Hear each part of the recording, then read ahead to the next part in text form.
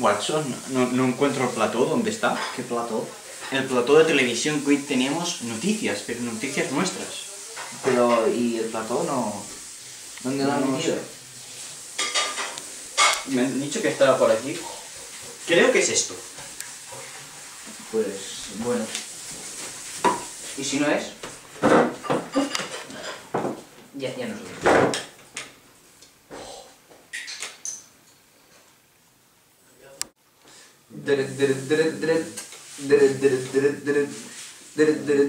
Telenoticias.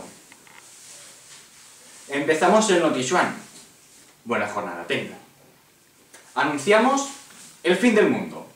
Pero antes tenemos que dar paso a una primicia de última hora. Tenemos una nueva colaboración en Men in Swan. Se llama Albator. Hola, Albator. Hola, Albator. Hola, Watson. Hola, Swan. Adiós, Albator. Adiós, Albator. Adiós, Watson. Adiós, Swan. Como comentábamos, anunciamos en segunda primicia el fin del mundo. ¿Dónde? En el mundo. Ah, pero yo es que compro la vanguardia. ¿Y quién lo ha predecido? Los mayas.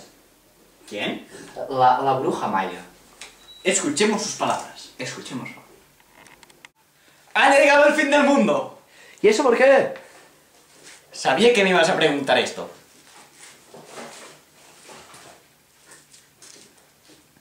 Y hasta aquí el Notichuan.